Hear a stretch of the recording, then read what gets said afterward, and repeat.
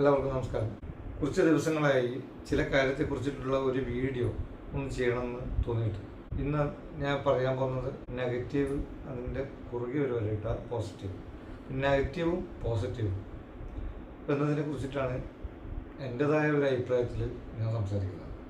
നമ്മൾ ചെറിയ പ്രായത്തിൽ പഠിക്കുന്ന കാലത്ത് തന്നെ നെഗറ്റീവും പോസിറ്റീവും നമ്മൾ കേട്ടിട്ടുണ്ട്. മൈനസ് ഓർ പ്ലസ്, കൂട്ടലും കിഴിക്കലും എന്ന് നമ്മൾ കണക്കിൻ്റെ ഭാഷ പറയും. അതെ, നമ്മൾ മലയാള മീഡിയത്തിൽ പഠിച്ചത് കൊണ്ട് തന്നെ കൂട്ടലും കിഴിക്കൽ എന്നാണ് പറയുക. അപ്പോൾ അത് plus or minus, positive negative അതിലുണ്ടായിരുന്നു. അതുപോലെ തന്നെ നമ്മൾ പിന്നെ വളർന്നു വരുമ്പോൾ നമുക്ക് ഈ പോസിറ്റീവ് നെഗറ്റീവിനെ കുറിച്ചിട്ട് നമ്മൾ കൂടുതലായിട്ട് പിന്നീട് നമ്മൾ അറിയുന്നത്, ഒരു ബാറ്ററി, ചെറിയ ബാറ്ററി എടുത്തു കഴിഞ്ഞാൽ അതിൻ്റെ ഒരു സൈഡിൽ പ്ലസ് ഇട്ടിട്ടുണ്ടാവും, മൈനസ് ഇട്ടിട്ടുണ്ടാവും. അതിന് പോസിറ്റീവ് നെഗറ്റീവ് ഉണ്ട്. പിന്നെ ഇലക്ട്രിക്കലായിട്ട് ബന്ധപ്പെട്ടിട്ട് നോക്കുമ്പോൾ കറണ്ടിനും പോസിറ്റീവ് നെഗറ്റീവും ഉണ്ട്. അങ്ങനെ മൊത്തത്തിൽ പോസിറ്റീവ് നെഗറ്റീവ് ഉണ്ട്. പക്ഷെ ഇപ്പോൾ ഏറ്റവും കൂടുതൽ ഈ പോസിറ്റീവും നെഗറ്റീവും നമ്മളിപ്പോൾ നമ്മുടെ ജീവിതത്തിലൂടെയാണ് കടന്നു പോകുന്നത്. കറണ്ടിലൂടെയല്ല, ബാറ്ററിയിലൂടെയല്ല, കണക്കുകൂട്ടലിലൂടെയല്ല, നമ്മുടെ ജീവിതത്തിലൂടെയാണ് ഒരുപാട് മൈനസ് ഓർ പ്ലസ് കടന്നു പോകുന്നത്. അത് ജീവിതത്തിൻ്റെ ഒരു ഭാഗമായിട്ടാണ് പോകുന്നത്. ഇന്ന് ഞാൻ മനസ്സിലാക്കിയ കാര്യമാണ്. അതിനൊരു വിഷയം ഉണ്ടായിരുന്നു. അപ്പോൾ അതാണ് ഞാൻ ഇങ്ങനെ ഈ പോസിറ്റീവ് നെഗറ്റീവും എന്നൊരു കാര്യത്തെക്കുറിച്ചിട്ട് സംസാരിക്കാൻ വേണ്ടിയിട്ടുണ്ടായ കാരണം, നമ്മുടെ ജീവിതത്തിൽ തന്നെ നമുക്ക് പല വിധത്തിലുള്ള പ്രയാസങ്ങൾ, പ്രതിസന്ധികളൊക്കെ നേരിട്ട് പോകുമ്പോൾ നമ്മൾ പോസിറ്റീവ് മൈൻഡ് സെറ്റിലൂടെ നമ്മൾ കടന്നു പോകുമ്പോഴാണ് നമുക്ക് ആ ലക്ഷ്യസ്ഥാനത്തേക്ക് എത്താൻ പറ്റുക. എന്ത് തന്നെയായാലും പോസിറ്റീവായിട്ട് ചിന്തിക്കുന്നിടത്ത് നല്ലതേ വരും, അതിന് യാതൊരു തർക്കമില്ല. അത് നിങ്ങൾ പോസിറ്റീവായിട്ട് ചിന്തിച്ചുകൊണ്ടേയിരിക്കുന്ന നിങ്ങൾക്ക് ഓരോരുത്തർക്കും അറിയാം. പോസിറ്റീവായിട്ട് ചിന്തിക്കുമ്പോൾ എന്താണ് ഗുണം, നെഗറ്റീവായിട്ട് ചിന്തിക്കുമ്പോൾ എന്താണ് ഗുണം. ചില പോസിറ്റീവായിട്ടുള്ള ചില കാര്യങ്ങൾ ഞാനൊന്ന് ഇവിടെ ആദ്യം ഷെയർ ചെയ്യാം. എൻ്റെ പേര് ആഷിഖ് എന്നാണ്, ഞാൻ കണ്ണൂരാണ്. ഞാനൊരു ഭിന്നശേഷിക്കാരനാണ്. ഭിന്നശേഷിത്വം എന്ന് പറയുന്നത് പോളിയോ ബാധിച്ചിട്ടുണ്ടായതാണെങ്കിലും എന്നെ സംബന്ധിച്ചിടത്തോളം എൻ്റെ ഓർമ്മ വെച്ച കാലം മുതൽ ഞാൻ കണ്ടുവരുന്നത് നല്ല രീതിയിൽ നടന്നതായില്ല. വളരെ സാഹസികമായിട്ട് കാലൊക്കെ പിടിച്ച് നടക്കുന്ന വളഞ്ഞു വിട്ട് നടക്കുന്ന ഒരു സാഹചര്യത്തിലൂടെ വളർന്നു വന്ന ഒരാളാണ് ഞാൻ. അപ്പോൾ അതിൻ്റേതായ പ്രയാസങ്ങൾ ഓർമ്മ വെച്ച കാലം മുതൽ ഞാൻ അനുഭവിച്ചു കൊണ്ടേയിരിക്കുന്നതാണ്. ഇപ്പം ഏകദേശം ഒരു 50 വയസ്സ് പൂർത്തിയായി. അപ്പോൾ ഇത്രയും കൊല്ലം എൻ്റെ ഓർമ്മ വെച്ച കാലം മുതൽ എന്ന് പറയുമ്പോൾ എനിക്കിപ്പോൾ എന്താ പറയുക, ഒരു 5 വയസ്സിലുള്ള 6 വയസ്സിലോ 1-ാം ക്ലാസ്സിലോ 2-ാം ക്ലാസ്സിലോ പഠിക്കുന്ന ഒരു കാര്യങ്ങൾ തന്നെ ഓർത്തെടുക്കാൻ ശ്രമിച്ചാൽ ആ കാലം മുതൽ ഈ കാലം വരെയും ഞാൻ ഒരു വൈകല്യത്തിലൂടെ ജീവിച്ചു വന്നതാണ്. ഓക്കെ, ഈ വൈകല്യത്തിലൂടെ ജീവിച്ചു പോകുമ്പോൾ വളരെയധികം മാനസികമായിട്ടുള്ള പ്രശ്നങ്ങളും പ്രയാസങ്ങളും ഉണ്ടാവും, അല്ലേ? ഉദാഹരണത്തിന് സ്കൂളിൽ പോകുന്ന സമയത്ത്, കൂട്ടുകാരുടെ അടുത്ത് കളിക്കുന്ന സമയത്ത്, യാത്ര ചെയ്യുന്ന സമയത്ത്, ഇതൊക്കെ ആ ചെറിയ പ്രായം മുതൽ ഇങ്ങോട്ട് എന്നെപ്പോലുള്ളവർ പ്രത്യേകമായിട്ടുള്ള ഒരു പ്രയാസങ്ങൾ നേരിട്ടിട്ടായിരിക്കും മുന്നോട്ട് വരുന്നത്. ഒന്നിനും പറ്റില്ല, ഒന്നിനും കൊള്ളില്ല എന്നൊക്കെ രീതിയിൽ നമ്മൾ ചിന്തിക്കുമ്പോൾ സ്വാഭാവികമായിട്ടും എനിക്കൊന്നും കഴിയില്ല. അത് മൈനസാണ്, നെഗറ്റീവാണ്. പക്ഷെ എന്നെക്കൊണ്ട് കഴിയും എന്നുള്ളൊരു മൈൻഡ് സെറ്റിൽ പോസിറ്റീവായിട്ട് ചിന്തിക്കുമ്പോൾ എന്നെക്കൊണ്ട് കഴിയും. ചെറിയ പ്രായം മുതലുള്ള കഥകളൊക്കെ ഞാൻ ഒരു പുസ്തക രൂപത്തിൽ എഴുതണമെന്നുള്ള ഒരു മൈൻഡ് സെറ്റ് ഉള്ളത് കൊണ്ട് തന്നെ ജീവിത കഥകൾ ഞാൻ എഴുതിക്കൊണ്ടേയിരിക്കുന്നുണ്ട്. എല്ലാറ്റിനും ആ ഒരു പോസിറ്റീവ് എനർജിയാണ് നമുക്ക് വേണ്ടത്. ഓർമ്മിച്ച കാലം മുതൽ ഇപ്പം നമ്മളിങ്ങനെ ഇപ്പോൾ ഉദാഹരണത്തിന് സുഹൃത്തുക്കളായിട്ട് കളിക്കുമ്പോൾ എനിക്ക് കളിക്കാൻ കഴിയില്ല എന്ന് തോന്നിയാൽ ഞാൻ മാറി നിൽക്കേണ്ടി വരും. പക്ഷേ എനിക്കും കളിക്കാൻ പറ്റും എന്ന് കരുതി അവരെപ്പരം ഏത് കളിയിലും ഞാൻ പങ്കെടുക്കാൻ വേണ്ടി തയ്യാറാകുമ്പോൾ എനിക്കത് വലുതല്ലെങ്കിൽ ചെറുതായിട്ടെങ്കിലും അതിൽ കൂട്ടുകൂടായിട്ട് ചെറിയ പ്രായത്തിൽ തന്നെ അവരുടെ കൂടെ കളിക്കാൻ വേണ്ടി പറ്റും. അതുപോലെ തന്നെ എൻ്റെ പല സുഹൃത്തുക്കളും ഇപ്പോൾ വളർന്ന് വലുതായി ഇന്ന് എൻ്റെ ഈ ഏജിലേക്ക് വന്ന ഒരുപാട് സുഹൃത്തുക്കളുണ്ട്. അവരെ സംബന്ധിച്ചിടത്തോളം ഞാൻ ബെറ്ററാണെന്നേ ഞാൻ പറയും. ഞാൻ ബെറ്ററാണ്, ഞാൻ പോസിറ്റീവാണ്. കാരണം ബെറ്ററാണെന്ന് പറയുന്നത്, എനിക്കൊരു കാലില്ലെങ്കിൽ ഞാനിന്ന് കാർ ഓടിച്ചിട്ട് കണ്ണൂരിൽ നിന്ന് ബാംഗ്ലൂരും കണ്ണൂരിൽ നിന്ന് തിരുവനന്തപുരം വരെ യാത്ര ചെയ്തിട്ടുണ്ട് പലതവണ. അപ്പോൾ ഇത്രയും ദൂരം ഞാൻ യാത്ര ചെയ്യാൻ എനിക്ക് ഒറ്റക്ക് പറ്റിയില്ലെങ്കിൽ അത് കഴിയാത്ത സുഹൃത്തുക്കൾ എൻ്റെ ഇടയിൽ തന്നെ ഉണ്ട്. അപ്പോൾ അവരുടെ ഇടയിൽ ബെറ്റർ ഞാനല്ലേ. അതാണ് എൻ്റെ പോസിറ്റീവ് മൈൻഡ്. പോസിറ്റീവായിട്ട് നമ്മൾ ചിന്തിക്കും. ഞാൻ എന്നെക്കുറിച്ചിട്ടുള്ള രീതിയിൽ പറഞ്ഞതെന്ന് വെച്ചാൽ നിങ്ങൾക്കും കൂടി ഉപകാരപ്പെടുമെന്നുള്ള രീതിയിലാണ്. പ്രത്യേകിച്ചിട്ട് ഭിന്നശേഷിക്കാർക്കുമായിട്ട് വേണ്ടിയിട്ട് ഞാൻ പല കാര്യങ്ങളും ഇങ്ങനെ പറയുന്നതാണ്. അപ്പോൾ പോസിറ്റീവ് മൈൻഡ് നമുക്ക് എന്തായാലും വേണം. പക്ഷെ നമ്മുടെ ജീവിതത്തിൽ ഇപ്പോൾ ഞാൻ പറഞ്ഞില്ലേ, ജീവിതത്തിലാണ് ഇപ്പം പോസിറ്റീവും നെഗറ്റീവും കൂടുതൽ നടന്നുകൊണ്ടിരിക്കുന്നത്. വീട്ടിൽ ചെന്നാൽ സംസാരിക്കുമ്പോൾ ചില സമയത്ത് മിക്കത് നെഗറ്റീവിലേക്കാണ് എന്താ പറയട്ടെ ഫോക്കസ് ചെയ്യുന്നുണ്ടാവുക. അതുപോലെ നമ്മൾ നാട്ടിൽ എവിടെ പുറത്തിറങ്ങിയാൽ അത് നെഗറ്റീവിലേക്കാണ് ചർച്ച ചെയ്യുന്നുണ്ടാവുക. അതുപോലെ തന്നെ നമ്മൾ ജോലി സ്ഥലത്ത് പോയാലും നെഗറ്റീവിനെ കുറിച്ചിട്ടുള്ള കാര്യങ്ങളാണ് കൂടുതൽ ചർച്ച ചെയ്യുന്നുണ്ടാവുക. അതിനുള്ളൊരു തെളിവ് ഇതിനിടെ എൻ്റെ ജീവിതത്തിൽ തന്നെ എനിക്ക് മനസ്സിലാക്കാൻ വേണ്ടി പറ്റി. ഇത് പൊതുവെ നമ്മൾ കേൾക്കുന്നതാണ് നെഗറ്റീവ് ആയിട്ടുള്ള കാര്യങ്ങൾ. ഒരു കാര്യം ഞാൻ പറയും, നെഗറ്റീവായിട്ടുള്ള ചർച്ചകളോ കാര്യങ്ങളോ ഉള്ളെടുത്ത് സത്യം പറഞ്ഞാൽ അവരുമായിട്ട് നിങ്ങൾ കൂടാനേ പാടില്ല എന്ന് ഞാൻ പറയാം. കാരണം അതൊരു വല്ലാത്ത പ്രയാസങ്ങളും ബുദ്ധിമുട്ടുകളും ഉണ്ടാക്കുന്നൊരു സംഭവമാണ്. 3 വർഷമായി എൻ്റെ പുതിയ വീട് ഉദ്ഘാടനം ചെയ്തിട്ട് വളരെ പ്രയാസത്തിൽ പോകുമ്പോൾ വീടെടുക്കാനോ സ്ഥലം വാങ്ങാനോ ക്യാഷ് 1 രൂപ പോലും ഇല്ലാത്ത സാഹചര്യത്തിലാണ് വീട് എടുക്കണമെന്നുള്ള ആഗ്രഹം മനസ്സിൽ തോന്നിയത്.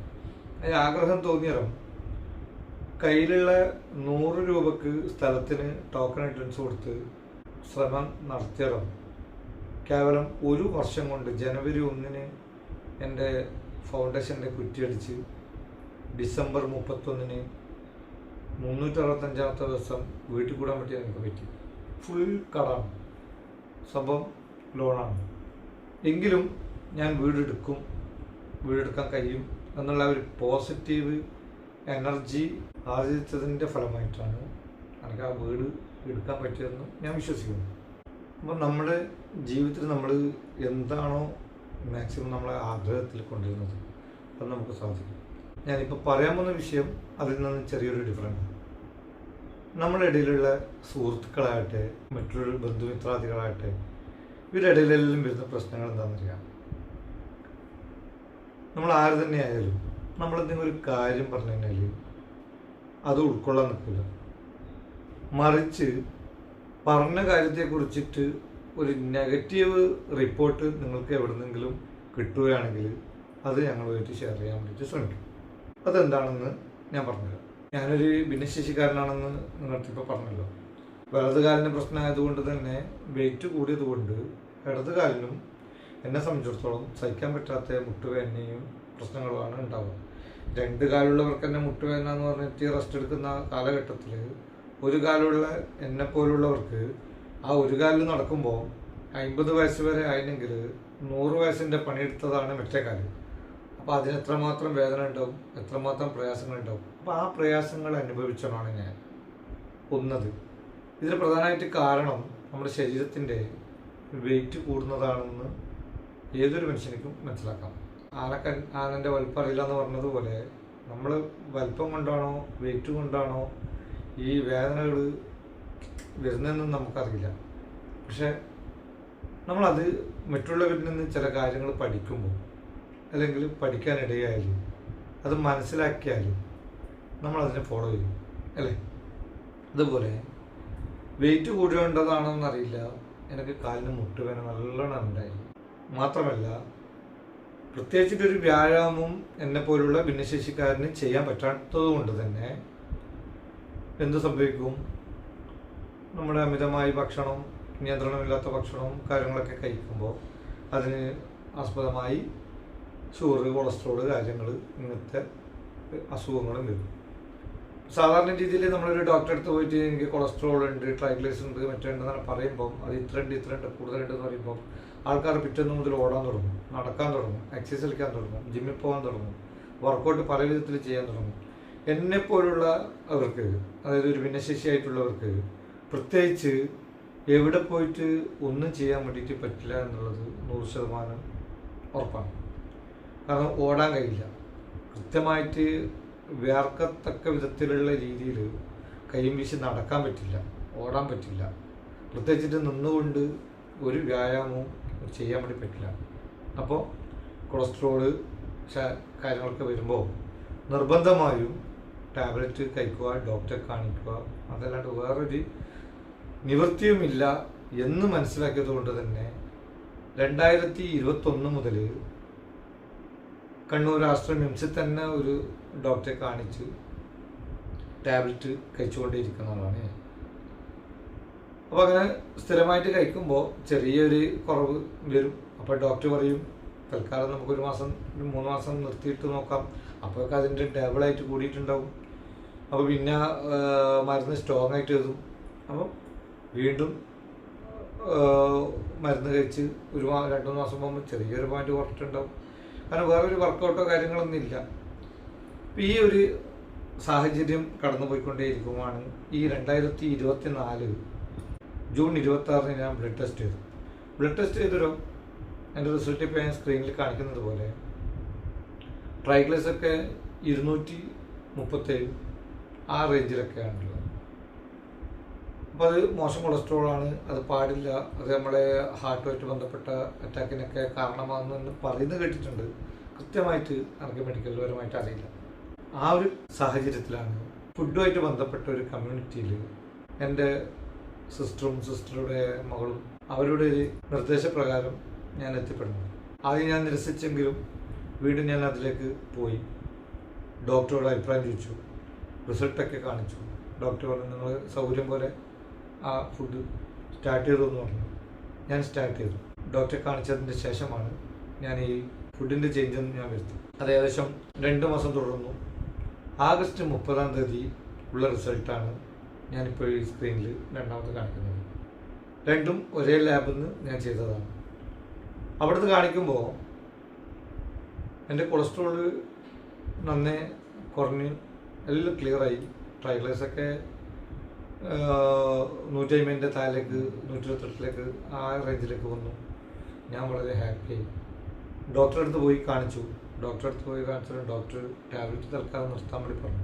അപ്പോൾ ടാബ്ലറ്റ് നിർത്തണം എന്നല്ല എൻ്റെ ആവശ്യം. എനിക്കിത് കൊളസ്ട്രോൾ കുറഞ്ഞു കിട്ടിയാൽ മതി. കാരണം 4 വർഷം ഞാൻ കണ്ടിന്യൂ കുടിച്ച് ഈ ഗുളിക ടാബ്ലറ്റ് കഴിച്ചുകൊണ്ടേ പോകുന്നുണ്ടെങ്കിലും എന്നെ സംബന്ധിച്ചിടത്തോളം അത് വലിയൊരു വ്യത്യാസമോ മാറ്റമോ വന്നില്ല. പക്ഷേ ഈ ടാബ്ലറ്റ് കഴിക്കുമ്പോൾ ഞാൻ ഈ ഫുഡിലേക്കുള്ള ഒരു ചേഞ്ചിങ് വരുത്തിയാലാണ് എനിക്ക് എന്ത് സംഭവിച്ചത്, ഈ മാറ്റങ്ങൾ സംഭവിച്ചത്.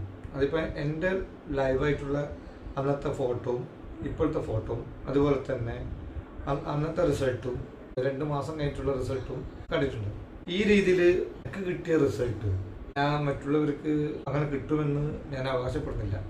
പക്ഷേ എനിക്ക് കിട്ടിയ റിസൾട്ട് എനിക്ക് കിട്ടിയത് തന്നെയല്ലേ, അത് ഞാൻ പോസിറ്റീവായിട്ട് എടുത്ത കാര്യങ്ങൾ ഇപ്പം ഞാൻ എൻ്റെ സുഹൃത്തുക്കളടുത്തായാലും എൻ്റെ കൂടെ പഠിച്ചവരടുത്തായാലും എൻ്റെ ഒരുമിച്ച് ജോലി ചെയ്യുന്നവരടുത്തായാലും നമ്മൾ എന്തായാലും ഷെയർ ചെയ്യും, തീർച്ചയല്ലേ.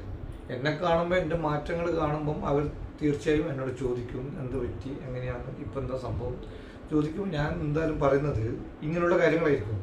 ആ രീതിയിലൊക്കെ നമ്മൾ സംസാരിക്കുമ്പോൾ കൂടെ ഇത് കേൾക്കുന്നവർ അതിനെക്കുറിച്ചൊന്ന് മനസ്സിലാക്കാനോ അതിനെക്കുറിച്ചൊന്ന് ആഴത്തിൽ ചിന്തിക്കാനോ അതിനെക്കുറിച്ച് ഒന്ന് പഠിക്കാനോ അവർക്കില്ല.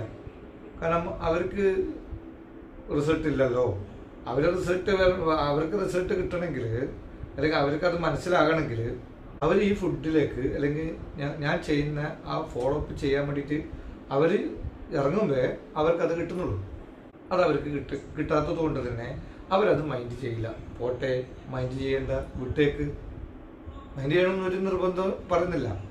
മൈൻഡ് ചെയ്യുന്നവർക്ക് എന്നെ കോണ്ടാക്ട് ചെയ്തൂടെ, നമ്മളെ സമീപിക്കുമ്പം അതിൻ്റെ വഴി എൻ്റെ സുഹൃത്തുക്കളായാലും ആൾക്കാരായാലും ഞാൻ പറഞ്ഞു കൊടുക്കില്ലേ. ഞാനിവിടെ ഈ നെഗറ്റീവും പോസിറ്റീവും പറയുന്നതിൻ്റെ ഒരു പ്രധാന കാരണം ഈ പറയുന്ന കാര്യങ്ങൾ അവർ പോസിറ്റീവായിട്ട് എടുത്തില്ല എന്നതിൻ്റെ ഒരു തെളിവാണ്. ഈയിടെയായി സോഷ്യൽ മീഡിയയിൽ ചില നെഗറ്റീവ് ചർച്ചകളൊക്കെ ഞാൻ ഈ ഉപയോഗിക്കുന്ന ഈ കമ്മ്യൂണിറ്റിയെ കുറിച്ചിട്ട് ചർച്ചകൾ ചില ചാനലിലൂടെ നടക്കുന്നുണ്ട്. നെഗറ്റീവ് മാത്ര വാർത്തകളാണ് അതിൽ എന്നെ സംബന്ധിച്ചിടത്തോളം ഞാൻ കണ്ടത്.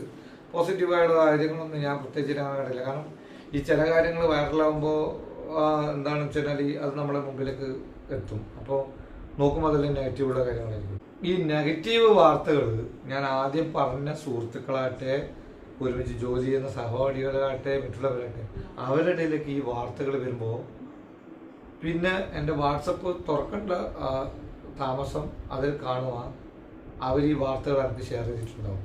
അതായത് നീ ഉപയോഗിക്കുന്ന സാധനം പോക്കാണ്, നീ ഉപയോഗിക്കുന്ന സാധനം വളരെ മിസ്റ്റേക്കാണ്, അതിനെക്കുറിച്ചൊരു ഭയങ്കര പരാതിയുണ്ട്, കംപ്ലൈൻ്റ് ഉണ്ട് എന്നുള്ള ആ ന്യൂസ് എത്രയും പെട്ടെന്ന് എന്നിലേക്ക് എത്തിക്കുക എന്നുള്ളതാണ് അവരുടെ ശ്രമം. എനിക്കൊന്നേ പറയാനുള്ളൂ, എൻ്റെ സുഹൃത്തുക്കളെ ആര് തന്നെയായാലും, എനിക്ക് കോടിക്കണക്കിന് ആൾക്കാർ വിദേശ രാജ്യം മുതൽ പല രാജ്യത്തും ഇങ്ങനെയുള്ള ഫുഡുകളും സപ്ലിമെൻറ്റും എടുത്ത് ഹെൽത്തിയായി ജീവിക്കുന്നുണ്ട്. അവർക്ക് നല്ല റിസൾട്ടും ഉണ്ട്, ഉപയോഗിച്ചവരെല്ലാം നല്ല റിസൾട്ടും കാര്യങ്ങളൊക്കെ ഉണ്ട്. എന്നാൽ കേവലം വിരലിലുണ്ടാവുന്ന ചിലർ ഇതിന് വിപരീതമായി ഉപയോഗിക്കുകയോ മറ്റും ചെയ്ത് എന്തെങ്കിലും ഒരു നെഗറ്റീവ് പറയുമ്പോൾ അതാണ് ഏറ്റവും വലിയ കാര്യമെന്ന് കരുതിയിട്ട് നിങ്ങൾ അതിൻ്റെ പിന്നാലെ പോകേണ്ട സുഹൃത്തുക്കളെ. ഇങ്ങനെയുള്ള നെഗറ്റീവ് ചർച്ചകൾ നമ്മൾ ഒഴിവാക്കിയിട്ട് എല്ലാ കാര്യത്തിലും നമുക്ക് പോസിറ്റീവായിട്ട് ചിന്തിക്കാം. ഇതിപ്പോൾ ഞാൻ ഒരു ഉദാഹരണം പറഞ്ഞതേ ഉള്ളൂ. ഞാനിപ്പോൾ ഇങ്ങനെയുള്ള കാര്യത്തിന് മാത്രം, ഈ ഫുഡിൻ്റെ കാര്യത്തിന് മാത്രം പോസിറ്റീവായിട്ട് ചിന്തിക്കണം എന്നല്ല ഞാൻ പറഞ്ഞതിൻ്റെ പൊരുൾ. ഭിന്നശേഷിക്കാരനായിട്ടുള്ള സുഹൃത്തുക്കൾക്ക് വേണ്ടിയിട്ട് ഞാൻ ഒന്നുകൂടി പറയാം. നമ്മുടെ ആത്മവിശ്വാസവും ആത്മധൈര്യവും നമ്മളെ ഒരു പ്രതീക്ഷയും ആ ഒരു പോസിറ്റീവ് എനർജിയും നമ്മൾ ഒരിക്കലും വിട്ടുകളയരുത്. ഒരു ഉദാഹരണം കൂടി പറയാം. ഞാൻ ഒരു അത്യാവശ്യ കാര്യവുമായി ഒന്ന് എറണാകുളം പോകേണ്ട ആവശ്യമുണ്ടായിരുന്നു. കണ്ണൂരിൽ നിന്ന് എറണാകുളം യാത്ര ചെയ്യേണ്ട ഒരു ആവശ്യമുണ്ടായി. അപ്പോൾ അങ്ങനെ ആവശ്യമുണ്ടായി ഞാൻ പോകും. നമ്മുടെ വണ്ടി ഞാൻ ഒറ്റയ്ക്ക് ഡ്രൈവ് ചെയ്തിട്ടാണ് പോയത്. സ്കൂളിലെ ഗ്രൂപ്പുകൾ, അതായത് 10ാം ക്ലാസ്സൊക്കെ പഠിച്ച ഗ്രൂപ്പിൽ ഒരു ചർച്ച ഉണ്ടായിരുന്നു. ഈ ചർച്ച മറ്റൊന്നുമല്ല, അവർക്ക് എന്നോടുള്ള സ്നേഹക്കൂടുതൽ കൊണ്ടാണ് അങ്ങനെ കാര്യങ്ങൾ ചർച്ചയായിട്ട് വന്നത്. ഞാൻ ഒറ്റയ്ക്ക് പോയതുകൊണ്ട് അവർക്കൊരു വിഷമം. നീ കഴിയാത്തതല്ലേ, എനിക്ക് വയ്യാത്തതല്ലേ, നീ ഒറ്റയ്ക്ക് ഇങ്ങനെ പോകുമ്പോൾ എനിക്ക് നമ്മളെ വിളിച്ചൂടെ, ആരെങ്കിലും വരില്ലേ, ഇതൊക്കെ അവരെന്നെ കെയർ ചെയ്യുന്നുണ്ട് പറഞ്ഞതാണ്. അവരൊരിക്കലും നമുക്ക് കുറ്റം പറയാൻ വേണ്ടി പറ്റില്ല, അവരെന്നെ കെയർ ചെയ്യുന്നുണ്ട് പറഞ്ഞു. പക്ഷെ എൻ്റെ മൈൻഡ് സെറ്റ് എന്താണെന്ന് വെച്ചാൽ എനിക്ക് ഒറ്റയ്ക്ക് പോയാൽ അവിടെ എത്താൻ പറ്റും, ഞാൻ ഉദ്ദേശിച്ച കാര്യം എനിക്ക് ചെയ്യാൻ പറ്റും എന്നുള്ള ഒരു ആത്മവിശ്വാസവും പോസിറ്റീവായിട്ടുള്ള ഒരു ചിന്താഗതിയാണ് ഞാൻ ഒറ്റയ്ക്ക് ഡ്രൈവ് ചെയ്തിട്ട് കണ്ണൂരിൽ നിന്ന് എറണാകുളം വരെ ഡ്രൈവ് ചെയ്ത് പോയതും വന്നതും. ഞാൻ എറണാകുളം വരെ അല്ല പോയത്, തിരുവനന്തപുരം വരെ പോയിട്ടുണ്ട്. അതുപോലെ തന്നെ ബാംഗ്ലൂർ വരെ പലതവണ എൻ്റെ കാലിൻ്റെ കാലിപ്പുറമായിട്ട് ബന്ധപ്പെട്ടിട്ട് കാലിൻ്റെ ആവശ്യത്തിന് ഫിറ്റിങ്സുമായിട്ട് ബന്ധപ്പെട്ട് ഞാൻ പോയിട്ടുണ്ട്. അപ്പോൾ ഇതൊക്കെ പോകുന്നതിൻ്റെ ഒരു പ്രധാന ഘടകം പോസിറ്റീവായിട്ടുള്ള ചിന്താഗതിയും ആ ഒരു മൈൻഡ് സെറ്റുമാണ്. ഇന്ന് ഒരുപാട് പ്രശ്നങ്ങൾ എൻ്റെ ജീവിതത്തിൽ എനിക്കുണ്ട്. ഒരു പോസിറ്റീവായി ചിന്തിച്ചത് കൊണ്ട് മാത്രമാണ്. എൻ്റെ കൂടെ വർക്ക് ചെയ്യുന്ന പലരും എന്നോട് ചോദിച്ചിട്ടുണ്ട്, നിങ്ങൾ ആ ധൈര്യം ആവാൻ തന്നെ. ഇതുകൊണ്ടല്ല, പല വിധത്തിലുള്ള പ്രശ്നങ്ങളുണ്ട്. ഒന്നിനെയും വിഷമായിട്ട് കാണാത്തത് കൊണ്ടാണ് നിങ്ങൾക്ക് ജീവിക്കാൻ വേണ്ടി പറ്റുന്നത്. കാരണം എൻ്റെ യഥാർത്ഥ കഥാറിനെ ചില സമയത്ത് അവർ തൂങ്ങിച്ചാവും. അപ്പോൾ ആ ഒരു മൈൻഡ് സെറ്റിൽ നമ്മൾ പോസിറ്റീവായിട്ട് ചിന്തിക്കുക, നെഗറ്റീവിനെ നമുക്ക് കളയാം. നെഗറ്റീവ് എന്ന് പറഞ്ഞാൽ ഈ ഒരു വരൻ്റെ മുകളിൽ നമുക്ക് ക്രോസ് ആയിട്ടൊന്ന് വരഞ്ഞിട്ട് പിന്നുള്ള കാലം നമുക്ക് ജീവിക്കാൻ വേണ്ടിയിട്ട് എല്ലാവർക്കും പരമാവധി ശ്രമിക്കാം. പോസിറ്റീവായ ജീവിതം മുന്നോട്ട് നയിക്കാൻ എല്ലാവർക്കും പറ്റട്ടെ എന്ന ആശംസയോടുകൂടി ഞാൻ ഈ വീഡിയോ നിർത്തുന്നു. Okay, all the best.